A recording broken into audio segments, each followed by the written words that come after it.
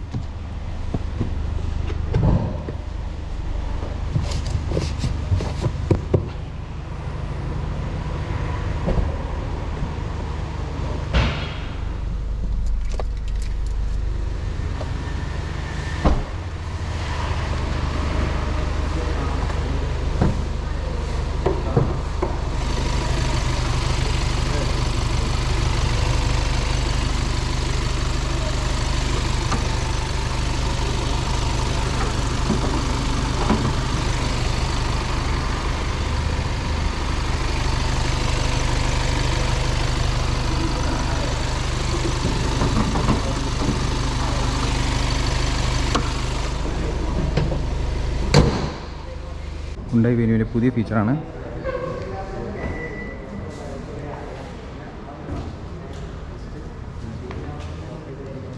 അതുപോലെ ലോക്ക് ചെയ്യുക, ഹോൾഡ് ചെയ്ത്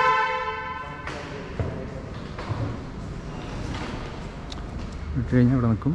അതുപോലെ വീണ്ടും ഹോൾഡ് ചെയ്യുക. യെസ്.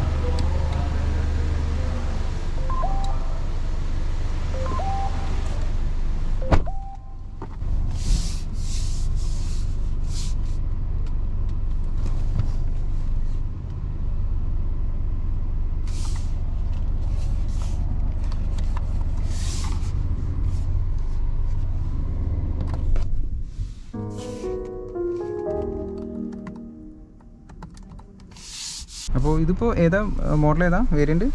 ഇത് ഏറ്റവും ടോപ്പ് എൻ്റെ HX10 ഡീസൽ ഓട്ടോമാറ്റിക് ആണ് ഇപ്പോൾ നമ്മൾ. ഡീസൽ ഓട്ടോമാറ്റിക് ആണ്. അതെ അതെ, ഡീസൽ ഓട്ടോമാറ്റിക് ആണ്. നമുക്ക് പുതിയ പഴയ വെനിനെ കമ്പയർ ചെയ്യുമ്പോൾ ഇപ്പോൾ ഡീസൽ ഓട്ടോമാറ്റിക് ആയിരുന്നു എല്ലാവരും ചോദിച്ചിരുന്ന ഒരു സംഭവം. ഡീസൽ ഓട്ടോമാറ്റിക് നിലവിൽ ഇല്ലായിരുന്നു. അപ്പോൾ പുതിയ വെനി വന്നപ്പോൾ ഡീസൽ ഓട്ടോമാറ്റിക് 2 വേരിയന്റിൽ കമ്പനി കൊണ്ടുവന്നു. HX5ലും HX10ലുമാണ് ഡീസൽ ഓട്ടോമാറ്റിക് നമുക്ക് വരുന്നത്. ആദ്യം മാനുവൽ മാത്രമേ ഉണ്ടായിരുന്നുള്ളൂ. ആദ്യം ഡീസൽ 1.5 മാനുവൽ മാത്രമേ ഉണ്ടായിരുന്നുള്ളൂ. പിന്നെ വന്നിരുന്ന 1 ടർബോ DGT ആയിരുന്നു. പെട്രോൾ ആയിരുന്നു ഓട്ടോമാറ്റിക്. പെട്രോൾ ഉണ്ടായിരുന്നു. അതെ അതെ, ഡീസൽ ആദ്യമായിട്ടാണ് വരുന്നത്. ഡീസൽ ഓട്ടോമാറ്റിക് വരുന്നത്. അത് 1.5 തന്നെയാണ് വരുന്നത്. 80 ട്രാൻസ്മിഷൻ ആണ് വന്നിട്ടുള്ളത്. ഉണ്ടല്ലേ? ഏതാ ടോർക്ക് കൺവേർട്ടർ ആണോ? ടോർക്ക് കൺവേർട്ടർ ആണ്. ഗിയർ ലാഗ് വളരെ കുറവാണ്. അത് അങ്ങനെയാണ് ക്രെറ്റയുടെ അതേ ട്രാൻസ്മിഷൻ. സെയിം സാധനം തന്നെ. ക്രെറ്റയിൽ വന്ന സെയിം സാധനം തന്നെ വെന്യൂലേക്ക് വന്നു. വെന്യൂലോട്ട് വന്നു. ഡ്രൈവിംഗ് മോഡൊക്കെ ഉണ്ട് അല്ലേ ഇപ്പോൾ? ഡ്രൈവിംഗ് മോഡ് വരുന്നുണ്ട്.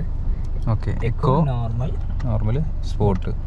ഓക്കെ, 3 മോഡ് വരുന്നുണ്ട്. മോഡ്സ് വരുന്നുണ്ട്. ട്രാക്ഷനും വരുന്നുണ്ട്. ട്രാക്ഷൻ വരുമ്പോൾ സ്നോ, മഡ്, സാൻഡ്, പിന്നെ 3 ട്രാക്ഷനും വരുന്നുണ്ട്. Okay okay okay okay. പിന്നെ മൊത്തത്തിൽ മാറിയല്ലോ, സ്റ്റിയറിംഗ് വീൽ അടക്കം മാറി, ടോട്ടലി മാറി. നമുക്ക് എടുത്തു പറയാന്നുണ്ടെങ്കിൽ വെന്യൂ എന്ന് പറഞ്ഞ ഒരു പേര് മാത്രമാണ് ഈ വാഹനത്തിന്റെ അവശേഷിക്കുന്നതെന്ന് പറയാം അല്ലേ? ശരിയാണ് ശരിയാണ് ശരി. എന്താ വെച്ചാല് ഇതിൽ മെയിൻ ആയിട്ട് ഈ സെൻട്രൽ കൺസോൾ തന്നെ ഇന്റീരിയറിൽ ടോട്ടലി ചേഞ്ച് ആയി. ടോട്ടലി, തീർച്ചയായിട്ടും കാണുമ്പോൾ തന്നെ നമുക്ക് ആ ഫ്രഷ്നെസ് ഫീൽ ചെയ്യുന്നുണ്ട്. കാരണം അത്രയും വലിയ, ഇത് എത്ര ഇഞ്ച്? 15 ആണോ അതോ 12.3 ഇഞ്ച് ഡിസ്പ്ലേയും അതിന്റെ കൂടെ തന്നെ ക്ലസ്റ്റർ ആ സെയിം സൈസിൽ തന്നെയാണ് 12.3 ഇഞ്ച് വരുന്നത്. HX10 ഈ ഒരു, പക്ഷെ ഈ പാരാമെട്രിക് ഡിസ്പ്ലേ തന്നെയാണ് എല്ലാത്തിലും വരുന്നത്. പക്ഷെ അതിലൊരു ഡിഫറൻസ് എന്താ വെച്ചാൽ ഇതിന്റെ തൊട്ട് താഴെയുള്ള വേരിയൻസിൽ 10.25 ആണ് വരുന്നത്. പക്ഷെ അതിന്റെ വ്യത്യാസം നമുക്ക് മനസ്സിലാവില്ല. അതായത് ഒരേ പാനലായിട്ട് തന്നെ ഒരേ മാതിരി തന്നെയാവും വരിക, പക്ഷെ അതിന്റെ ഡിഫറൻസ് നമുക്ക് മനസ്സിലാവില്ല. അത് നമുക്കിത് സ്ക്രീന് വർക്ക് ചെയ്ത് തുടങ്ങിയാൽ മാത്രമേ നമുക്ക് മനസ്സിലാവുള്ളൂ. അത് അത്ര അറിയില്ല. ബേസ് മോഡൽ എടുത്തു കഴിഞ്ഞാലും ഈ ഒരു ബേസ് മോഡൽ സെയിം സാധനം തന്നെ വരുന്നുണ്ട് അല്ലേ? 10.25 ആണെന്നുള്ളൂ. Okay okay okay. അത് വലിയൊരു സെയിം ഡിസൈൻസിലാണ് വരുന്നത്. പിന്നെ എടുത്തു പറയാനുള്ളത് ഇത് ഡിസൈൻ ചെയ്തതാണ് ഇൻവിഡിയ എന്ന് പറഞ്ഞിട്ടുള്ള ഒരു ഗെയിമിങ്ങിന്റെ ഡിസൈനേഴ്സ് ആണ് ഇത് ഡിസൈൻ ചെയ്തിട്ടുള്ളത്. ഇത് ബ്രൗഷറിലും ഏറ്റവും ഹൈലൈറ്റ് ചെയ്യുന്ന ഒരു സംഭവമാണ്.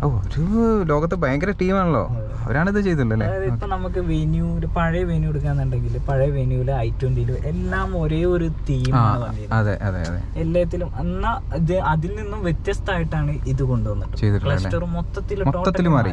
തീർച്ചയായിട്ടും ടോട്ടലി മാറി. സ്ക്രീനിന്റെ ആ ഒരു സെറ്റപ്പ് തന്നെ മാറി. ഇപ്പൊ ന്യൂസ് എടുത്തു കഴിഞ്ഞാൽ i20 എടുത്തു കഴിഞ്ഞാൽ ഏകദേശം സ്ക്രീൻ പക്ഷെ വെന്യൂ അങ്ങനെയല്ല. അതെ, മാറി, മൊത്തത്തിൽ മാറി. അതുപോലെ തന്നെ ഇവിടെയുള്ള ഒരു ടെക്സ്ചർ ഒക്കെ ഭയങ്കര രസമായി തോന്നി. ഭയങ്കര പുതുമയുള്ള ഒരു സാധനം. നമുക്ക് കമ്പനി പറഞ്ഞത് ടെറാസോ ടെസ്റ്റർ എന്നാണ് പറഞ്ഞത്. ടെറാസോ ടെസ്റ്റർ നോക്കി കഴിഞ്ഞാൽ ഒരു മാർബിൾ ഫിനിഷിംഗ് ഇത് വന്നിട്ടുള്ളത്. അതെ അതെ അതെ, രസമുണ്ട്. ഒരു ഫ്രഷ്നെസ് ആണ് മൊത്തത്തിൽ ഈ വണ്ടിയിൽ കയറുമ്പോൾ നമുക്ക് ഫീൽ ചെയ്യുന്നത്. പിന്നെ നമുക്ക് നമ്മുടെ അയോണിക് 5 എന്ന് പറഞ്ഞ മോഡലിലൊക്കെ കാണുന്ന പോലെ ഒരു മോഴ്സ് കോഡാണ് ഇവിടെ വന്നത്. ലോഗോ തന്നെ മാറി. വിശേഷിപ്പിക്കുന്ന ഒരു മോഴ്സ് കോഡാണ് അത്. ഡോട്ട് കൊണ്ട് ഉണ്ടായാണ് വിശേഷിപ്പിക്കുന്നത്. അത് ശരി. ഓക്കെ. ചെറിയ സ്റ്റിയറിംഗ് വീലാണല്ലേ? അതെ, ഡീകട്ട് സ്റ്റിയറിംഗ്. പക്ഷെ നമുക്ക് പഴയതിനെ വെച്ച് നോക്കുമ്പോൾ കുറച്ചും കൂടി വലുതായിട്ടുണ്ട് സ്റ്റിയർ. ശരി ശരി ശരി. അതുപോലെ തന്നെ സ്പീക്കർ സിസ്റ്റം ഒക്കെ ബോസിന്റെ ആണല്ലോ അല്ലേ? ബോസിന്റെ ആണ് വരുന്നത്. 8 സ്പീക്കർ ആണല്ലേ? ഒരു സബ് വൂഫർ നമുക്ക് ബൂട്ടിലും വരുന്നുണ്ട്. ഓക്കെ, ഞാൻ കണ്ടു സൈഡിലായിട്ടാണ് വരുന്നത്.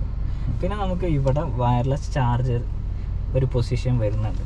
കുറച്ചുകൂടി ഡിഫറെന്റ് ആയിട്ടാണ് ആ ഫോൺ വെക്കുന്ന സ്പേസ് കൊടുത്തിട്ടുള്ളത്. കുറച്ചൊരു കയറ്റിയൊരു ഇങ്ങോട്ട് തള്ളിയൊരു രസമായിട്ടുണ്ട് അല്ലേ പ്ലേസ്മെന്റ്? സാധാരണ ഇവിടെ ഉണ്ടാവുക. സാധാരണ കേസിൽ ഇപ്പൊ വയർലെസ് ചാർജർ ഈ പൊസിഷനിൽ വന്നാൽ സി ടൈപ്പ് ചാർജർ എല്ലാം ഇതിൽ തന്നെ വരുന്നിരുന്നത്. അതായത് വയർലെസ് വെക്കുന്നു, സി ടൈപ്പ് വെക്കുന്നു, ഒക്കെ ഒരേ പൊസിഷനിൽ വെക്കണം. ഇത് നമുക്ക് വയർലെസ് ഉള്ള ഫോണുകൾ മാത്രം നമുക്ക് ഇതിൽ വെക്കാം. തൊട്ട് താഴെ നമുക്ക് സി ടൈപ്പിൽ ചാർജ് ചെയ്യാനും പറ്റും. നല്ലൊരു കൺസെപ്റ്റ് ആയതല്ലേ. വെന്റിലേഷൻ ഉണ്ടല്ലോ അല്ലേ? സീറ്റ് വെന്റിലേഷൻസ് വരുന്നുണ്ട്. 2 കോ ഡ്രൈവർക്കും സീറ്റ് വെന്റിലേഷൻസ് വരുന്നുണ്ട്. പിന്നെ ഹാൻഡ് ബ്രേക്ക് ബട്ടൺ ആയി മാറി. ബട്ടൺ ആയി അല്ലേ? ഓട്ടോ ഹോൾഡ്, അസിസ്റ്റ് കൺട്രോൾ ഇതിൽ സ്റ്റാൻഡേർഡ് ആയിട്ട് വരുന്നുണ്ട്. അതായത് 3 സെക്കൻഡ് ഹോൾഡ് ആയി നിൽക്കും. എല്ലാത്തിലും ഉണ്ടാവും. അതിന് പുറമെയാണ് നമുക്ക് ഓട്ടോ ഹോൾഡ് വരുന്നത്. ഓക്കെ. ഇത് അതുപോലെ 360 ക്യാമറ ഉണ്ടാവുമല്ലോ.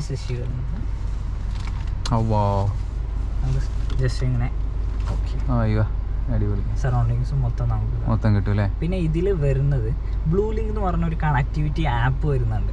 ബ്ലൂ ലിങ്ക് അത് നമ്മുടെ ഹുണ്ടായുടെ വണ്ടികളിൽ വരുന്നുണ്ട് ആ ആപ്പ്. പക്ഷെ അതിൽ ഡിഫറെന്റ് ആയിട്ട് വരുന്ന ഒരു സംഭവം എന്താ വെച്ചാല് നമ്മുടെ വണ്ടി പാർക്കിങ്ങിൽ നിർത്തി കഴിഞ്ഞാൽ നമുക്ക് CCTV നിരീക്ഷിക്കുന്ന പോലെ ഫോണിൽ നമുക്ക് വെഹിക്കിള്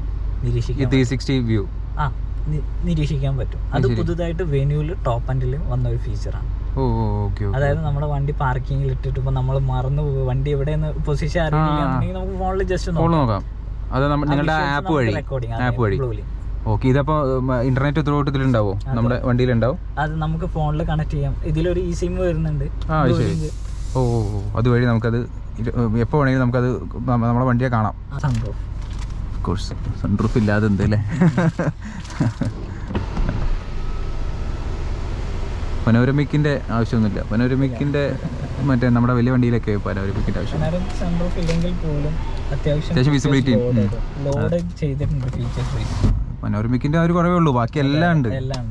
എത്ര എയർ ബാഗ് ഉണ്ട് മൊത്തത്തിൽ? 6 എയർ ബാഗ് വരുന്നുണ്ട്. അതിന് പുറമെ നമുക്ക് സൺഷെയ്ഡ് കർട്ടൻസും വന്നിട്ടുണ്ട്. ക്രെറ്റയിലായിരുന്നു അത് ഉണ്ടായിരുന്നത്. അത് പുറകിലല്ലേ, സൈഡ് വിൻഡോയില്. അപ്പോൾ നമുക്ക് സോങ് ഒന്ന് പ്ലേ ചെയ്യാം. എങ്ങനെയുണ്ട് നോക്കാം സിസ്റ്റം, മ്യൂസിക് സിസ്റ്റം എല്ലാം കൊണ്ടും അടിപൊളി. ഇതിന്റെ ഏറ്റവും ഹൈലൈറ്റ് എന്ന് പറഞ്ഞു കഴിഞ്ഞാൽ പ്രൈസിംഗ് ആണ്. പ്രൈസിംഗ് ഇതിന്റെ എക്സ്ഷോറൂം സ്റ്റാർട്ട് ചെയ്യുന്നത് 7,89,000 ആണ്.